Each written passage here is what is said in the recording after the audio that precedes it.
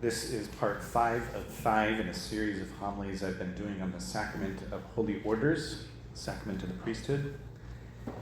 And what we've covered so far is the requirements for ordination of the priesthood.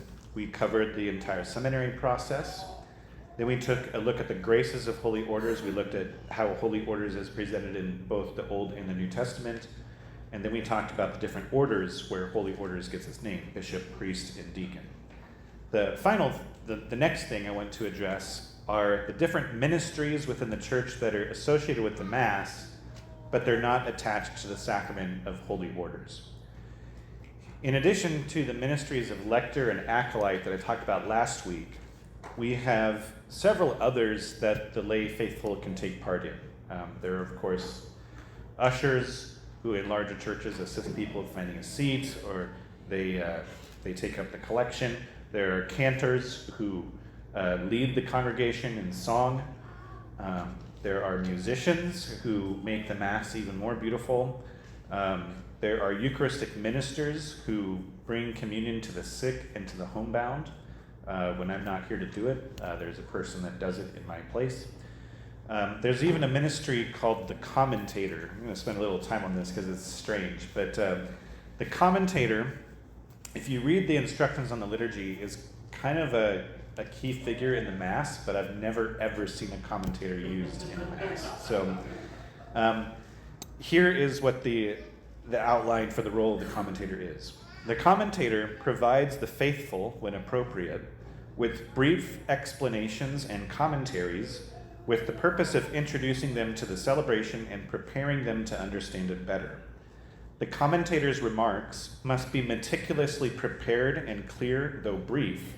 In performing this function, the commentator stands in an appropriate place facing the faithful, but not at the ambo. So, basically, a commentator is the person that welcomes you to church and gives a little preview of the readings before Mass starts. And they're not allowed to stand behind the ambo, I guess, because they're not proclaiming the Word of God. They're just welcoming the people, essentially. So, here's a little excerpt where I came up with my own version of what a commentator would sound like for today's Mass. They would go up to some other microphone, not this one, not allowed, and they would say, "Good evening and welcome to St. John the Baptist Church. Today we celebrate the 19th Sunday in Ordinary Time. Our readings begin on page 198 of the Missalette. In the first reading, we hear from the Book of Wisdom, which speaks of the Passover. The night of the Passover was known beforehand to our fathers that they might have courage, but without their knowing particular ways that God would come to rescue them from their enemies. In the Gospel, Christ readies us for our Passover. We must be prepared, for the Lord will come when we do not expect. Often at precisely those moments we feel farthest from God. Those are the moments Jesus invites us to have deep faith that he is close to us. We have been entrusted with much. By faith, we know that everything we need to be ready is already ours, for faith is the, quote, realization of what is hoped for and the evidence of things not seen. Do not be afraid and be ready to open to him, for the one who made the promise is trustworthy. As the Last Supper proves, Christ will reward our vigilance by waiting on us." Please stand and join in singing our opening hymn, number 310 in the Missalette. Now, that's just an example of what a commentator, I guess, would sound like. I just copied it directly from the Magnificat magazine, but it sort of, when I've heard it done, they basically weave together the three readings of the Mass, which is what this is. I'd be willing to give it some thought if people were really, really interested in having a commentator, but anyways, take it or leave it. I think every priest in the world has left it. So finally, the final ministry I want to talk about is the ministry of altar servers. So let's talk about altar servers in the Diocese of Lincoln in particular. The Diocese of Lincoln is the only diocese in the United States that does not allow female altar servers. Why do we do it that way? Are we just old-fashioned? Are we backward? Maybe. But that's not the reason why we have only altar boys and not altar girls. I have here a copy of the vocation poster for the Archdiocese of Omaha. Here it is. They have 21 seminarians, which is pretty good. 21 is better than most dioceses in the entire country. So that's nice. We can take a look at our vocation poster, and we have 33 seminarians. We have more seminarians per capita than nearly any diocese in the United States. If Omaha were to have the same number of seminarians per Catholic as the Lincoln Diocese does, they wouldn't have 21 seminarians, they would have 73. Somehow our little Diocese of Lincoln has always produced 3 times the number of seminarians and priests per capita than our much more populous neighbor to the northeast.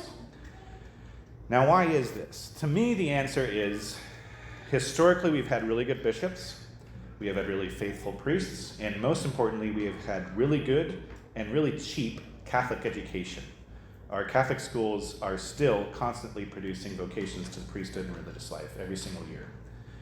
Some people, though, also point to the fact that we are the only diocese with boy-only altar servers, and I can see the correlation there, just speaking from experience.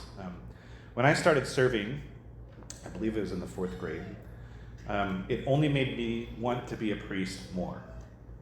The Mass is one of the best recruiting tools we have to draw young men to the priesthood. And simply on a human level, just generally speaking, boys of all ages can kind of be lazy, right? They'll let the girls do all the work if they can get away with it. And that tends to be what happens. The girls are usually happy to do so, and once that happens, serving at Mass becomes a girl's job. And you have fewer boys learning about the priesthood and the Mass close up. Also, boys can get distracted pretty easily, but if you give them something to do at Mass, something to take pride in and ownership of, something to take seriously, like serving the Mass, we should be sending them in that direction, right? And after experiencing this lack of male interest in the church, while no other dioceses have adopted the same policy that our diocese has, many priests in individual parishes have done that. I was talking with my cousin a couple of weeks ago. He was visiting, he's from Southern California, Altadena, California, and his parish is making the gradual change to boy-only altar servers by grandfathering the girls in, but not training, but only training boys as new servers. My nieces and female cousins, they all served at Mass, so it's not something that is totally foreign to me. I'm not morally opposed to it or anything. But if we did ever have girl altar servers, we would have to make sure that we kept the boys involved as much as possible. So that's that when it comes to the orders and ministries associated with the clergy and the celebration of Mass. The final thing I want to talk about, I want to address, when it comes to the sacrament of holy orders, actually has nothing to do with holy orders, but sometimes we confuse it with it. And that is the topic of religious orders. Even though the word order appears in both, we shouldn't confuse holy orders with religious orders. So, members of a religious order are referred to as, quote unquote, consecrated religious. And these include all sorts of categories, titles like monks and nuns and hermits and friars and religious brothers and sisters. A religious order is a community of people, they live together, and they live by the same, what is called rule of life. And they usually, the places they live, they go by different names: convents, monasteries, friaries. And as I said, religious orders, they're not part of the sacrament of holy orders. Religious sisters and brothers do not receive an additional sacrament when they become a religious sister or brother. They do not receive the sacrament of holy orders. However, if you are a male member of a holy order, you can do further studies to become a priest, but that's separate.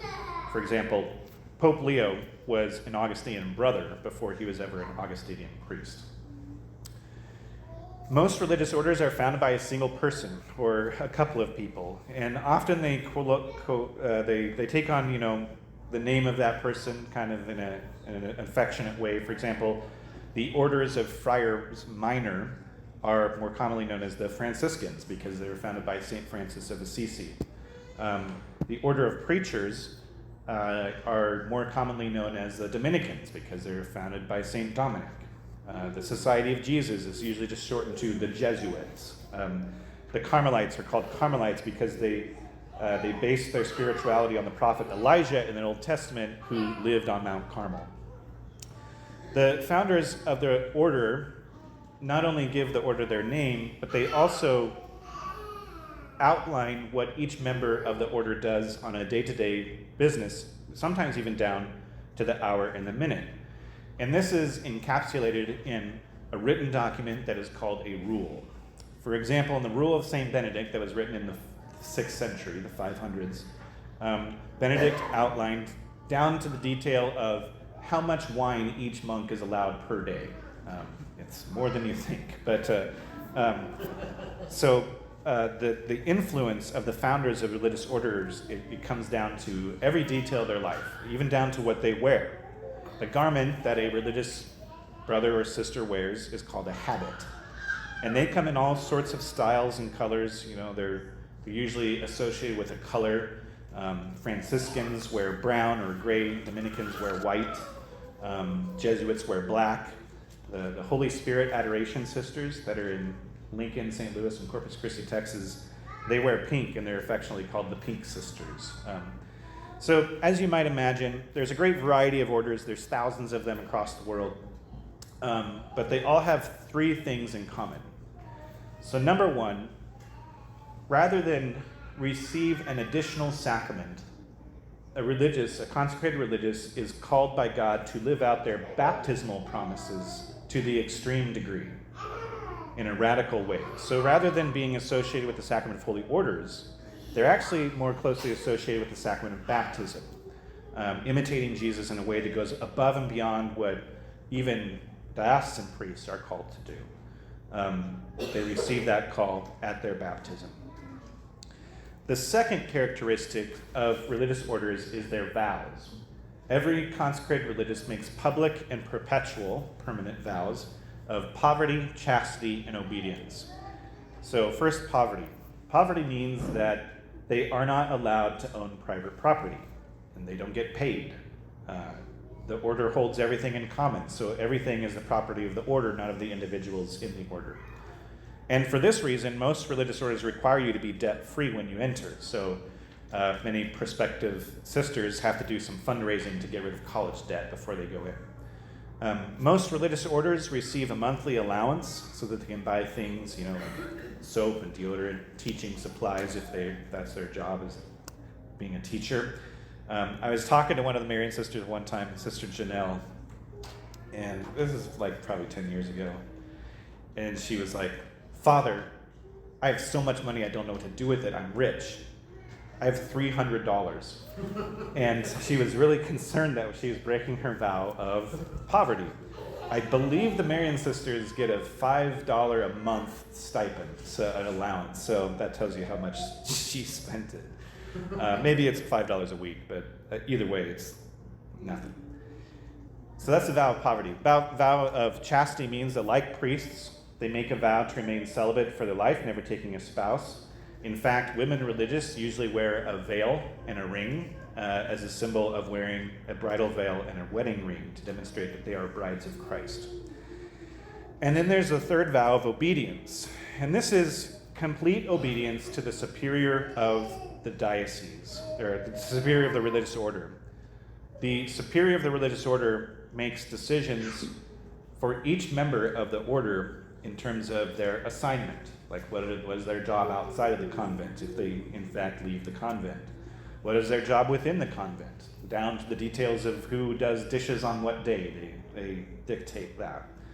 The superior can even determine that one of the members might need to pray more about a certain thing, or in some cases go a little easier on themselves because they're being scrupulous and too hard on themselves when it comes to their personal prayer. So this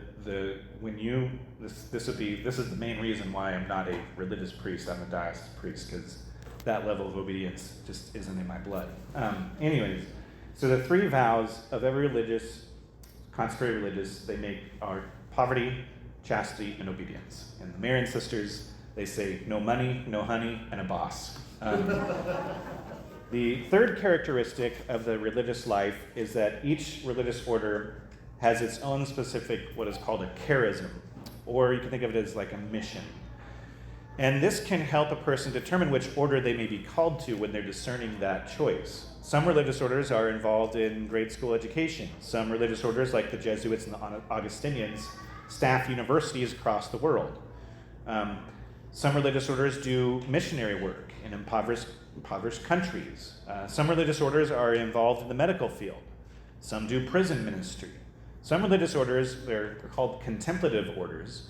They actually never leave the walls of their monastery or their convent, and they dedicate their entire life to prayer. That's another reason why we have such a big number of vocations to the priesthood, is because we have 2 contemplative religious orders in our diocese that are constantly praying for vocations, the Carmelites and the Pink Sisters. Speaking of which, there's a difference between a sister and a nun, and sometimes they get offended when you call them the wrong thing, so keep this in mind. A nun lives a cloistered life. Cloistered means that they're separated from the rest of the world, and they live a life of community and prayer, but they never leave their monastery. A sister is a religious that lives in a community, but they have an apostolate or a mission, a charism that takes them outside the walls of their convent. So like teaching or things like that. So all nuns are sisters, but not all sisters are nuns. In fact, if you see a nun out in the public world, they're not a nun. They're a sister. So don't call them that. Sometimes the mission of a particular religious order can take the form of a 4th vow. This isn't always the case, but some of them do. Like the Marian Sisters of Lincoln, they take a 4th vow of joy. The Jesuits, they take a 4th vow of obedience to the Pope in addition to their superior. The Cistercians, who live in the Chartreuse Monastery in the French Alps, they take a 4th vow of permanent silence, believe it or not. There's a great movie about it. There's no words to it. To summarize, instead of receiving a separate sacrament like holy orders, consecrated religious make public vows that are for life. However, some religious orders do have priests that are ordained specifically for that order, and they do receive the sacrament of holy orders in addition to their religious vows. And all of this, and I've been talking about for the last 5 weeks, it shows that among the clergy and the religious and the lay faithful of the church, there's a great variety of vocations within the church. And we're not done yet. We haven't covered marriage yet. But we'll continue talking about vocations in the future. For now, though, I want to end our discussion on the sacrament of holy orders with a quote from St. Paul's letter to the Corinthians, where he describes the beauty of the variety that we find within the church. Just as a body, though one has many parts, so it is with Christ. If the whole body were an eye, where would the sense of hearing be? If the whole body were an ear, where would the sense of smell be? But in fact, God has placed the parts in the body, every one of them, just as he wanted them to be. If they were all one part, where would the body is? As it is, there are many parts, but one body.